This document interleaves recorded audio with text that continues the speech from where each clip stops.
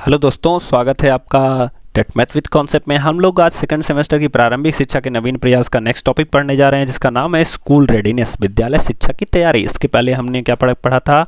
Operational black board पढ़ा था, हमने पी मोस्ट पढ़ा था, हमने सॉफ्ट पढ़ा था। एंड इसके तीनों के बारे में मैं थोड़ी सी रिगार्डिंग आपको नॉलेज दे देता हूँ। ऑपरेशनल ब्लैक बोर्ड जो था वो 1986 में जो भी दस्तावेज बने थे उसको ज़मीनी स्तर पर लाने के लिए ऑपरेशन ब्लैक बोर्ड चलाया गया था।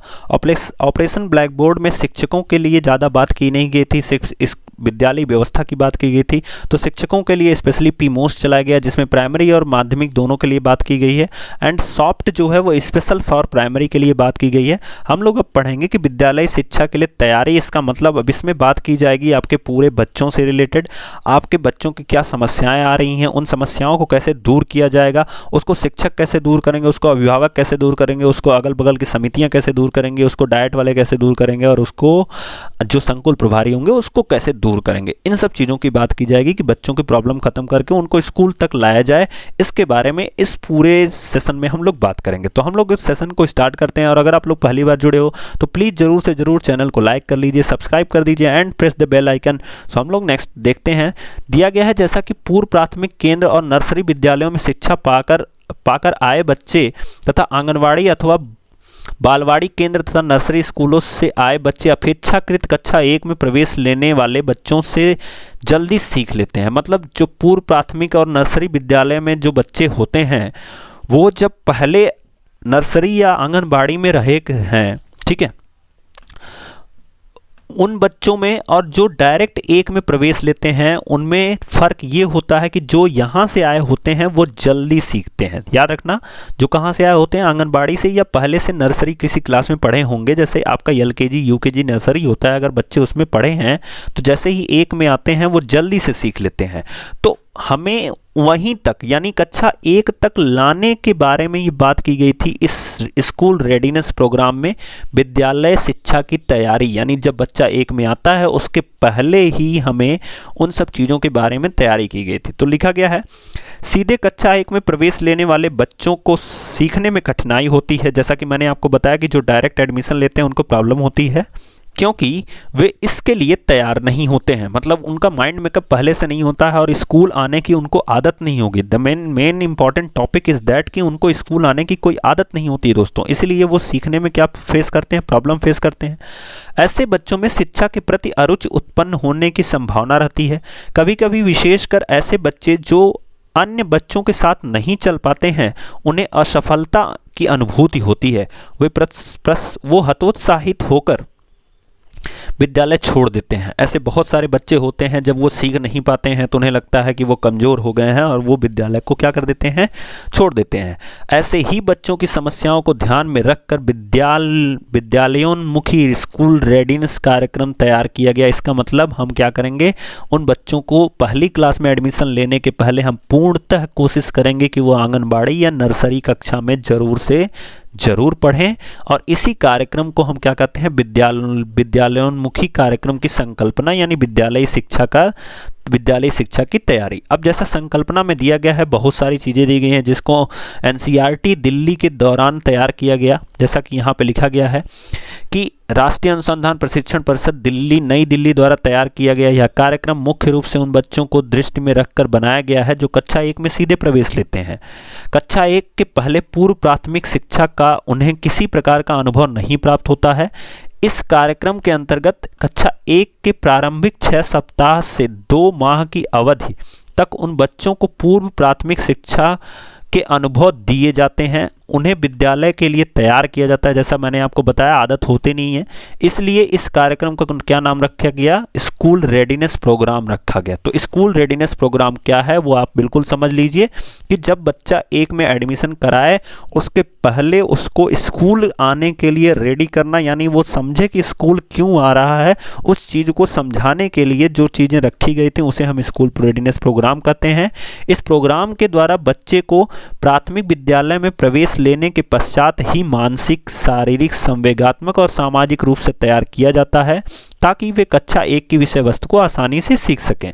विद्यालयोन्मुखी कार्यक्रम के सीमित संसाधनों में प्राथमिक विद्यालय में पूर्व प्राथमिक शिक्षा के उद्देश्यों, लाभों को प्राप्त करने का एक व्यवहारिक साधन है। इसके द्वारा छात्र को विद्यालय में प्रवेश लेने के बाद प्रारंभ के दिनों में इस प्रकार प्रशिक्षित किया जाता है जिससे वह विद्यालय के सामाजिक परिवेश को भलीभांति समझ सके, जैसा कि मैंने आपको शॉर्ट फॉर्म में बताया। ठीक है, उसी तरह से नीचे लिखा गया है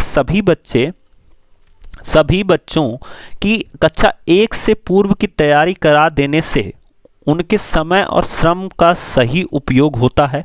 जैसे ही हम पहले से अगर हम तैयारी करा देंगे तो उन बच्चों को मेहनत कम करनी पड़ेगी, बच्चों के सीखने की गति तेज हो जाती है, नई नई बातें सीखने से बच्चे में सफलता की अनुभूति होती है। ध्यान रखना कि कभी कभी आपसे पूछता है कि स्कूल रेडीनेस प्रोग्राम का लाभ क्या होता है। तो जब स्कूल रेडीनेस प्रोग्राम का हमें सबसे बड़ा लाभ ये होता है दोस्तों कि जब हम पहले से ही बच्चे को कुछ तैयार कराए रहेंगे तो जब हम उसको कुछ नई चीज़ें सिखाएंगे ना तो उसको लगेगा कि हम नई चीज़ें सीखें और उसे सफलता की अनुभूति खुद ब खुद होगी। ठीक है, इस चीज को याद रखना आप लोग। ठीक है, उसके बाद दिया गया है, फिर लिखा गया है आत्मविश्वास सुदृढ़ होता है। ऐसे बच्चे से विद्यालय, घर, समाज अनुकूलन का वातावरण बनाने में सफलता मिलती है।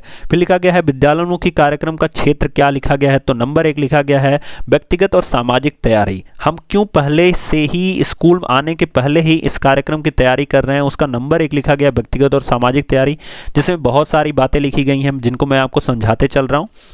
घर से दूर रहने पर सुरक्षा की भावना विकसित हो जाएगी। जैसे जैसे बच्चे मान लो आंगनवाड़ी में हैं या नर्सरी में हैं तो उनको आदत पड़ जाएगी कि हम घर से दूर भी हैं तब भी हम सुरक्षित हैं।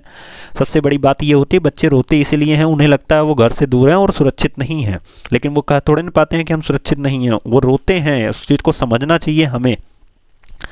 बच्चों में स्वस्थ आदतों का विकास होगा। वो जब 2-4 लोगों से मिलेंगे, 2-4 बच्चों से मिलेंगे तो उनमें अच्छी अच्छी आदतें आएंगी। आपस में मिलजुल कर काम करने की भावना का विकास होगा। अपनी बारी की धैर्य की प्रतीक्षा करना सीख जाएंगे कि मतलब जब उनकी बारी आएगी तब उन्हें बोलना है। ये सारी चीज़ें वो कब सीख जाएंगे, आंगनबाड़ी में या नर्सरी की क्लास में सीख जाएंगे दोस्तों।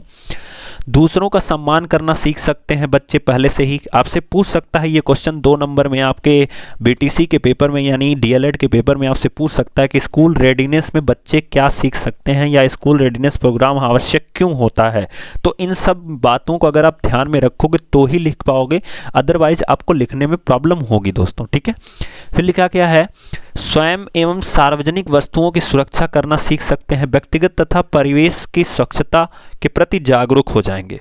फिर शैक्षिक तैयारी किस तरह से होगी, ये तो थी सामाजिक और व्यक्तिगत तैयारी। शैक्षिक तैयारी में क्या होगा, ध्वनि विभेदीकरण, विभिन्न ध्वनियों में भेद करना। जैसे कि आप क ख ग घ पढ़ते हो, अ आ पढ़ते हो, तो ये सब वो पहले से ही जान जाएंगे कि अ आ इ ई जो है ये सारी चीज़ें क्या हैं, स्वर हैं, फिर उसमें व्यंजन होता है, ये सब चीज़ें ध्वनियों में विभेदीकरण वो समझ लेंगे। ध्वनि और दृश्य में साहचर्य स्थापित करना, मतलब जैसे ही बोला गया आम तो वो आम के चित्र को देखेंगे, उन्हें याद रहेगा जब आम बोला जाएगा तो यही वाला चित्र दिखाएगा। उसके बीच में जो संबंध है उसको बैठाना सीख जाएंगे कक्षा 1 में आने के पहले ही। शब्द भंडार उनके पास होगा, उनके पास बोलने की ताकत भी होगी यानी मौखिक अभिव्यक्ति होगी। किसी बात पर पर्याप्त समय तक ध्यान देना वो सीख जाएंगे कि जब टीचर पढ़ा रहा होगा तो उसको वो पहले से ही ध्यान देना सीख जाएंगे। बाएं से दाएं देखना, मतलब जब बोला जाए बाएं देखो तो वो भी सीख सकते हैं, जब बोला जाए दाएं देखो तो वो पहले से ही सीख सकते हैं। उसके बाद दिया गया है पुस्तकों का सही ढंग से प्रयोग करना, मतलब फाड़ना ओढ़ना जो भी होगा वो उसी टाइम पे फाड़ चुके होंगे, उसके बाद वो सब नहीं फाड़ेंगे। ठीक है, फिर नेक्स्ट दिया गया है आँखों तथा हाथों का सामंजस्य हेतु अभ्यास करना। जैसे मान लो बोर्ड से देख के लिखना होता है, ठीक है, तो आप वो कब देखें, एक बार पहले जब शुरू में देखेगा तो वो पहले बोर्ड पे एक अक्षर देखेगा तो फिर लिखेगा। हम लोग की अभी आदत क्या हो गई, ऐसे बोर्ड पे देखते हैं लिखते जाते हैं, देखते लिखते जाते हैं। ये सामंजस्य बच्चा बैठा लेगा जैसे ही प्री प्राइमरी में रहता है। अक्षरों के आकार को पहचानना, मतलब कौन सा अक्षर लिखा गया है उसको वो पहचानना शुरू कर देगा। फिर संज्ञानात्मक कौशल में विकास किस तरह का होता है, तो विभिन्न क्रियाओं द्वारा बच्चों के मानसिक कौशलों, संबोधों तथा मानसिक शक्तियों का विकास हेतु प्रयास किया जाता है। मनोरंजनात्मक क्रियाकलाप एवं सृजनात्मकता की विकास किस तरह से होता है, इसके अंतर्गत नाचना, गाना, खेल, शाब्दिक अशाब्दिक भाषा कौशल तथा संबंधी बहुत सारी चीज़ों को वो सीख लेता है। तो इतने तरह से 4 स्टेप में आपको ये चीज़ें समझनी थी, 4 स्टेप में ये चीज़ें आपको समझ में आनी थी दोस्तों। ये था हमारा स्कूल रेडीनेस प्रोग्राम जो बहुत ही इम्पॉर्टेंट है, आपके सुपर टेट तक इसमें से क्वेश्चन आते रहते हैं।